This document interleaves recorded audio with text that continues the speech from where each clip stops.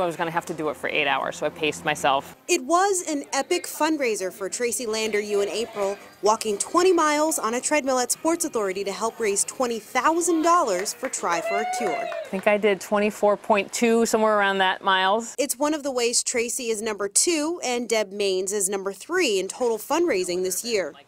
The first year I ever did the Try, which was 6 years ago, I raised $1,500. She's up to $14,000 this year, selling handmade bracelets and hosting a yard sale that brought in $2,000.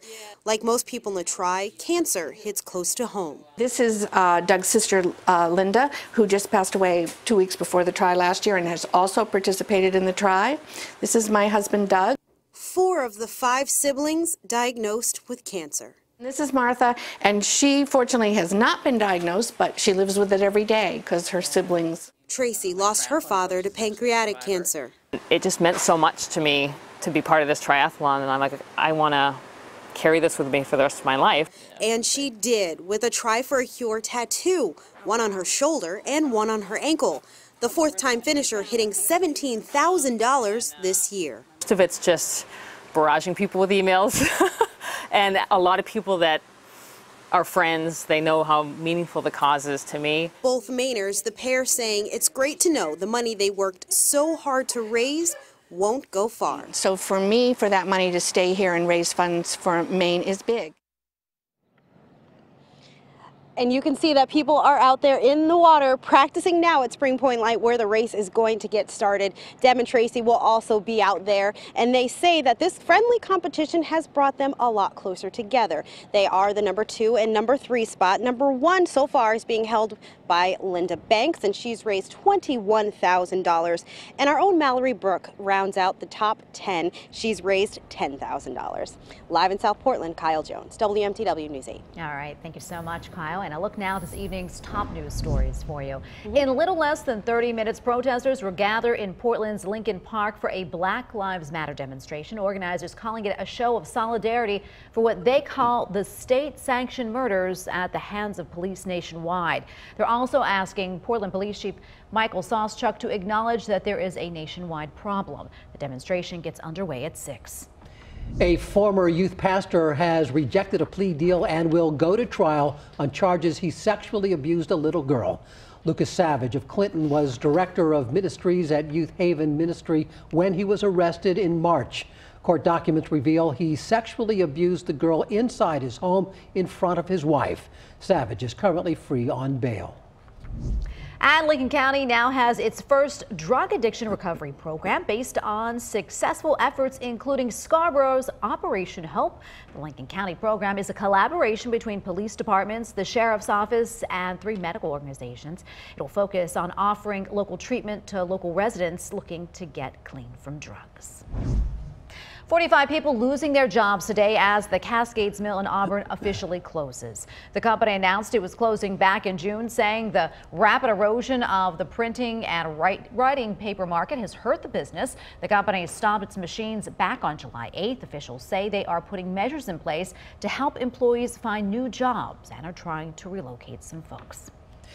Parents and teachers come together in Scarborough to call on voters to say yes on 2. Question 2 will be on the November ballot. It will ask voters whether people making more than $200,000 a year should be taxed 3%. That money would go into a fund to support public education. Speakers say Maine schools are severely underfunded and that they say that hurts students. Our kids don't have that choice to go to the voting booth and vote. So we need to be the voice for our children. We need to go out there and vote. Maine needs quality schools from Kittery to Fort Kent. Speakers say local Maine communities have raised more than $1 billion for essential services that the state has failed to cover. The governor says educators are spending more money while enrollment is decreasing. In Commitment 2016, now Donald Trump confirms the speculation. The presumptive Republican presidential nominee has selected Indiana Governor Mike Pence as his running mate. WMTW's 8 Aixa Diaz is live in our Washington bureau now. And Aixa, the announcement came over Twitter. That's right, Tracy. And Donald Trump won't be standing side by side with his running mate until tomorrow. But today he finally confirmed who that person is on Twitter this morning. Twitter said, Donald Trump said that he's pleased to announce that Mike Pence is going to be his vice presidential pick, and he's the governor of Indiana. Pence is also a former congressman who spent 12 years on the Hill and is known for his conservative views. Most recently, he made news after signing the Religious Freedom Restoration Act in his state, which critics at the time said allowed discrimination against the LGBT community. Pence later modified that bill. Today, the 57-year-old said he is humbled to be on the GOP ticket. My family and I couldn't be more honored to have the opportunity to run with and serve with the next president of the United States. He can be this bridge to this religious conservative evangelicals whom Trump has had difficulty with over the course of this election.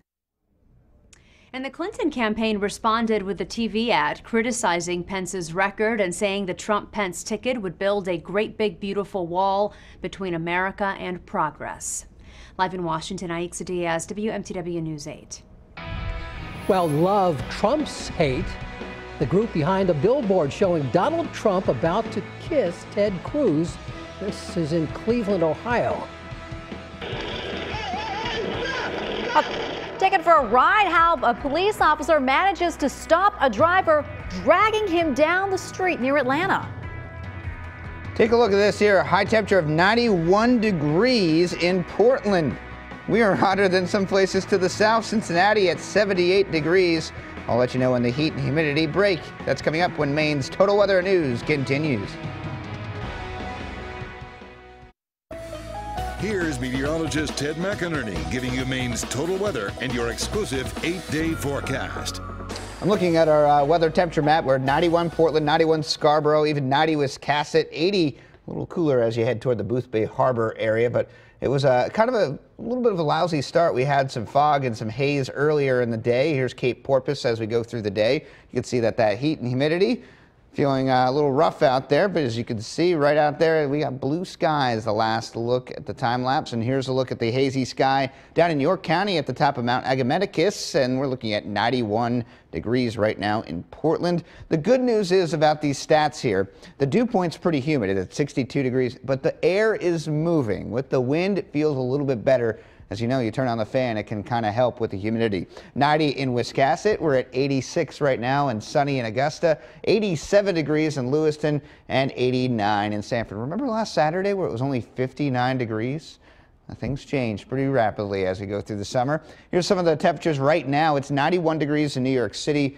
It is cooler right now than it is in Chicago. It's warmer right now than it is in Chicago. 91 in Portland, 64 in Chicago. Now, here's what's happening on our total storm tracker. We do have storms. They're a little angry because of the humidity as well. So when we get that instability in the atmosphere, that's when storms fire up. We're seeing that happen right now in southern Vermont and eastern New York State. And here's where these storms are right now. They're continuing to track off to the north and west, north and east. This is where I expect them to kind of head up. But as the sun sets tonight, the storms start to lose a lot of their energy. But here we go, hour by hour.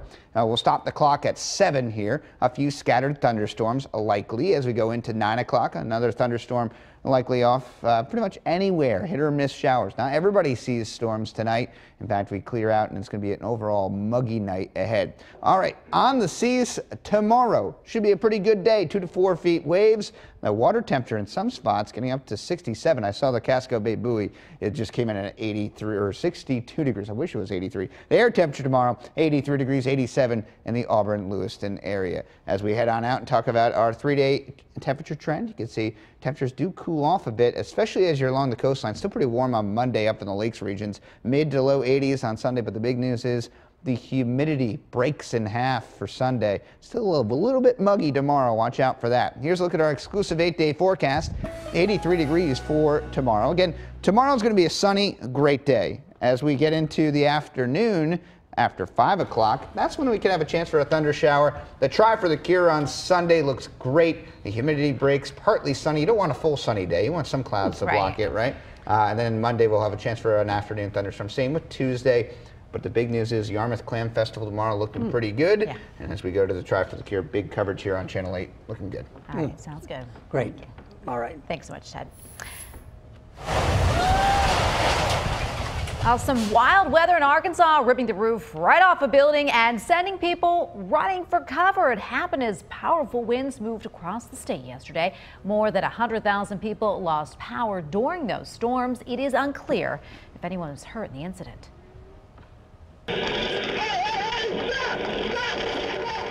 In the Atlanta area, a driver takes off dragging a police officer. It happened Wednesday morning when the officer came across a man asleep at the wheel. Once the officer woke him up and asked for his name, he took off. The officer says once he told the driver he was risking his life, the driver stopped the car saying that he did not want to kill him. It could have ended much worse than it did. If it would have continued on, the officer probably wouldn't have made it home. The driver is now facing several charges. The police chief says the officer suffered a few scrapes but will be okay. Oh, luckily, right? Republicans converging on Cleveland for their party's national convention will be greeted by a billboard featuring Donald Trump. Really catches the eye, actually, but not necessarily in the way that Trump may prefer. It shows him with his lips that is just inches away from those of former rival Ted Cruz, preparing for a kiss. The sign includes the words, "Love Trump's hate and homophobia." I just think that that's what they both deserve. I could see that striking a chord. I was hoping for a more visible spot for it, but this is good. That's hilarious. A nonprofit called Planting Peace put up that billboard. A coffee shop in Roanoke, Virginia is making waves for a new way to encourage its customers to be nice. Take a look at the sign. Cups, coffee, and tea placed in front of its business this week. A small coffee is $5, but if you say, "Hello, I'd like one small coffee, please," it's only $1.75. Saying please but not hello will get you a $3 cup of joe. The worker who made it says that he was just trying to be funny. Well, game on, the new features in the revamped Nintendo Entertainment System and when you can get one. That's coming up in Total Tech. Here's a look at that exclusive 8-day forecast one more time for you. 83 degrees, a late-day thunderstorm likely after 5 o'clock tomorrow, so most of your day tomorrow looking good. We're going to go in detail about tonight's thunderstorm chances coming up in just a little bit. Coming up on WMTW News 8 at 6, an air quality alert in effect for our region. What you can do to help improve it this weekend. A sex abuse scandal hitting a prestigious prep school's purse strings. The hundreds of alumni threatening to cut off the school unless the administration makes changes. And in sports, did you know there is a women's football team in Maine? We will introduce you to the Maine Mayhem and tell you why the team is planning a trip to North Carolina. And there's lots going on this weekend. And finally, if you're going to the beach or the lakes, it's going to be a nice one out there. Lots of sunshine. How about the Yarmouth Clam Festival? That's going on this weekend. But tomorrow, you can catch Travis Lee and I doing some clam shucking. That's going to be happening tomorrow around 11 o'clock. But looking pretty good with temperatures in the low 80s. Still a bit muggy. And then the big Try for the Cure. We got the whole team going down. Great cause. Come on down to root for everybody. 70 degrees at 8 a.m. That's great. Lower humidity by 10 and comfortable conditions. We'll get some sunshine as well. Tracy. All right. Thank you, Ted. The website Ashley Madison is dropping its slogan, "Life is short, have an affair." The company is now going with "Find Your Moment." It's part of an effort to rebrand as a dating site. The move comes nearly a year after a security breach exposed data on millions of members. The service also got rid of its logo, showing a wedding ring next to the pictures of people holding a finger to their lips, alluding to a secret extramarital affair. Well, checking the latest in Total Tech. If you're in Portland this weekend, you can have ice cream delivered right to you. WMTW News 8's Christina Frank explains. You can get an Uber and ice cream at the same time. It's happening here in Portland on Sunday. Uber is marking Sunday's National Ice Cream Day. It's teaming up with Magnum to deliver ice cream bars in more than 400 cities in 69 countries. Ordering can be done through the Uber app. Uber says it has about 1 million bars ready for delivery, which they expect to take only a few minutes. Mercedes-Benz is ready to hit the links with some luxury on the golf course. Check out this new concept golf cart. The interior is made of wood, brushed metal and leather. There's even a refrigerator under the seat. There's also a touchscreen display that shows not only driving information, but it also displays a map of the golf course and also weather information. Only 2 of those golf carts have been made so far. The classic Nintendo Entertainment System will soon be making a comeback, only in a smaller package. The company announced the release of what it's calling the NES Classic Edition. It's a mini version of the original, except it doesn't take cartridges. It comes with 30 games just built in, and you connect it to your TV. The NES Classic Edition will be available in November for $60. And with your Total Tech, I'm Christina Frank. It's the first time we're actually able to see what a predator sees. On the prowl, what a California researcher is hoping to prove with a robot coyote that chases skunks.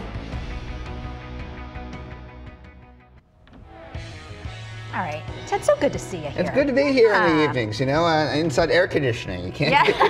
It's pretty wild out there this hour at 91 degrees. I'll tell you one cool shot. We love getting into viewer pictures in your local site. This one's an absolutely gorgeous one. That is beautiful, amazing Ted. sunrise one out there in North Waldoboro. We love getting in those pictures. You can go to WMTW.com, upload your local. Might have a hot picture coming in. All right, the chance for rain this evening does go up just a little bit. An isolated shower or thunderstorm is possible starting around 7 o'clock this evening, so watch out for that on your exclusive 8-day forecast. 83 degrees for tomorrow. Tomorrow's going to be a good day. Sunny skies, still a bit muggy, better than today. But then after 5 o'clock, we could have another isolated thunderstorm. But Sunday, for the try for the cure, things are looking good all day long. Lots of sunshine, 80 degrees, lower humidity. And then next week, a couple of chances for rain. And we were talking about it. Every Thursday, the drought monitor comes out, and it gives us a grasp of how much water we need. We need a lot more.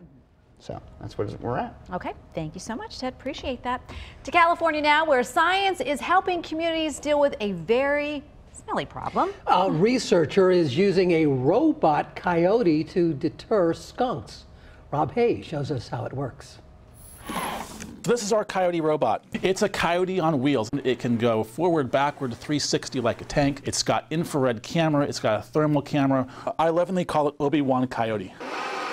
But if you really want to see Obi-Wan Coyote in action, well, you got to get him out of the lab and out into the field where it's dark, just the way skunks like it. Stankiewicz and his crew, armed with night vision gear, brought us out on a nocturnal skunk tracking mission. This one out here. Robot Coyote, sometimes charging skunks, other times creeping in slowly. Each time, though, the same reaction, tail up, then scurry off. It's the first time we're actually able to see what a predator sees when they encounter a skunk. And here's an important takeaway: not one spray. Skunks don't want to spray you. As long as you back away and give them their space and move on, they're not going to spray you at all. Okay, that's good to know. But as for conditioning coyotes, Stankiewicz admits that's pretty far down the line. He's still working out some first-generation Obi-Wan Coyote kinks and trying to keep it from crashing into trees. But he has high hopes that his high-tech skunk studies will pass the smell test.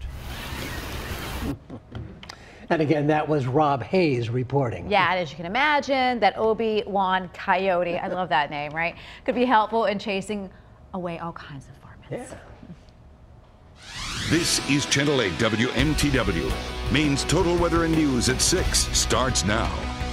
After hitting 90 degrees in Portland, we have a chance for a few thunderstorms to roll through this evening. I'll tell you when the humidity breaks coming up.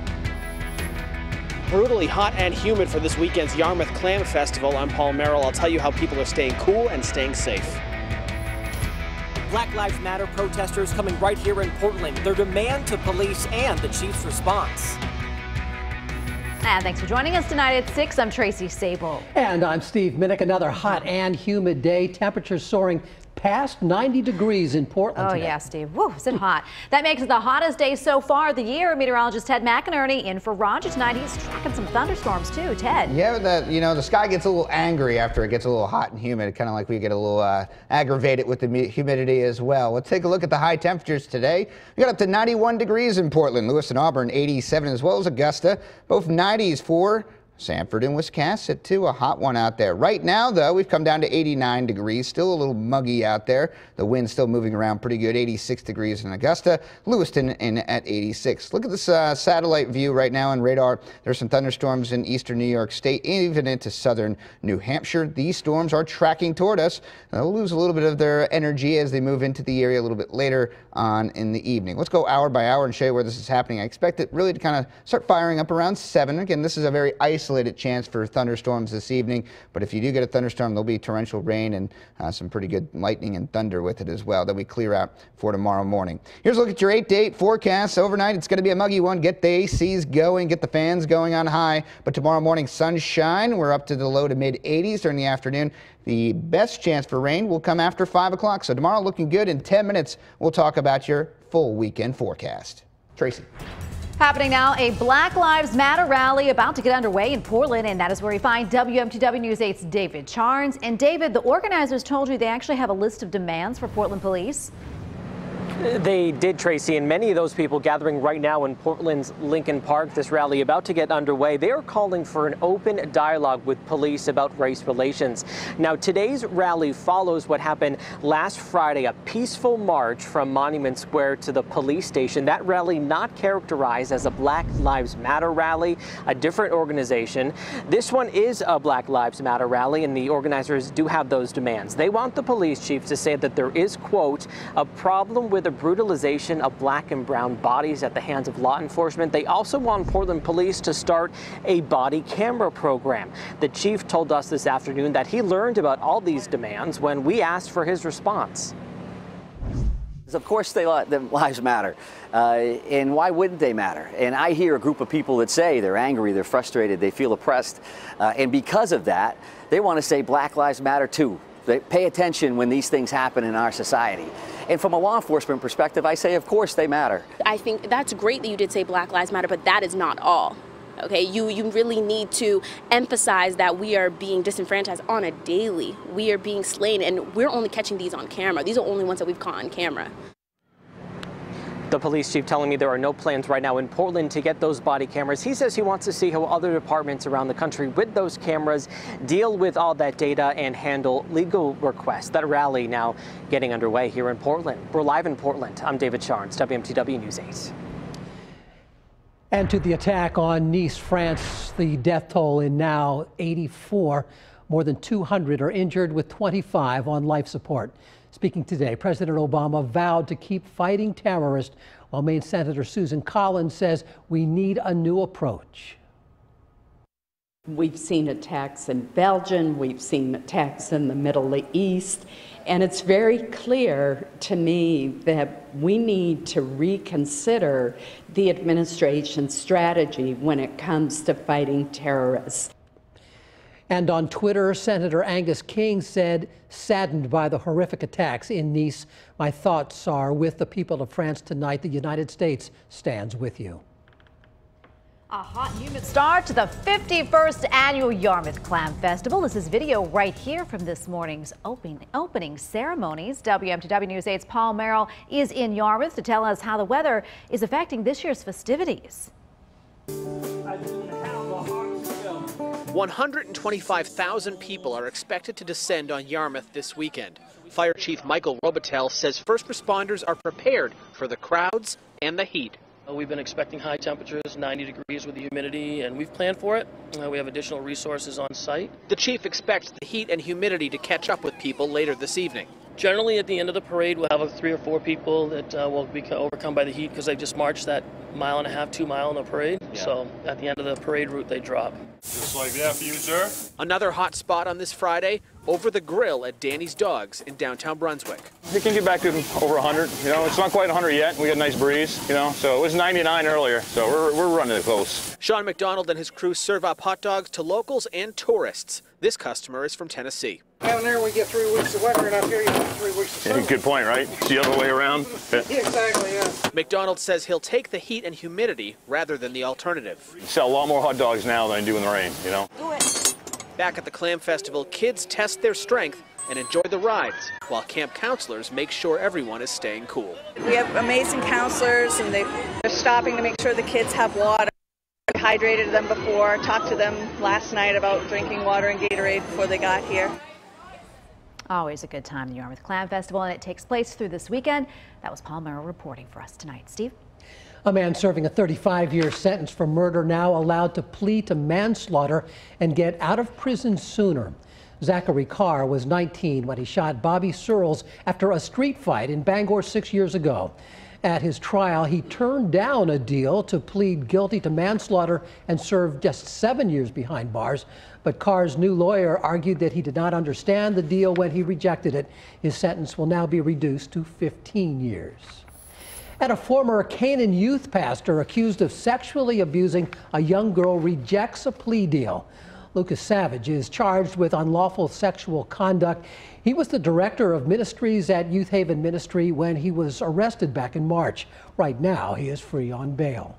Happening now in New Hampshire, alumni of a prestigious prep school are threatening to cut off financial support. The move comes after a series of sexual abuse claims at Phillips Exeter. Hundreds of alumni signed a petition to withhold money until action is taken. They say the sexual abuse accusations have not been a priority for the school. The most recent incident happening in October. The alumni plan to present their letter to the Board of Trustees on Monday. And in Brentwood, New Hampshire, police now releasing a picture of a truck similar to one that a man was driving when he tried to abduct a 10-year-old boy. Police say it was possibly a red Dodge with a white stripe down the side and a visor in the front, and it had New Hampshire plates. The incident was reported on Tuesday. Fortunately, the boy managed to get away. Well, more than $2,000 worth of heroin and fentanyl seized in a drug bust in Old Orchard Beach. Drug agents say they found 15 grams of drugs along with prescription pills. Bradford Phillips was arrested and charged with aggravated trafficking. Agents had been investigating him for 2 months. Authorities in Lincoln County are trying to combat the heroin crisis with a new program involving law enforcement and the healthcare community. It is called the Lincoln County Recovery Collaborative, a partnership between the Lincoln County Sheriff's Office and 4 local police departments. Officials gathering today in Damariscotta to talk about the new program that will connect those suffering from substance abuse with treatment that they can get locally. Our community has a huge need, and we are here to help partner with all these phenomenal people that are doing wonderful work every single day in order to make a difference in our community. The Lincoln County Recovery Collaborative was inspired in part by the success of Scarborough's Operation Hope.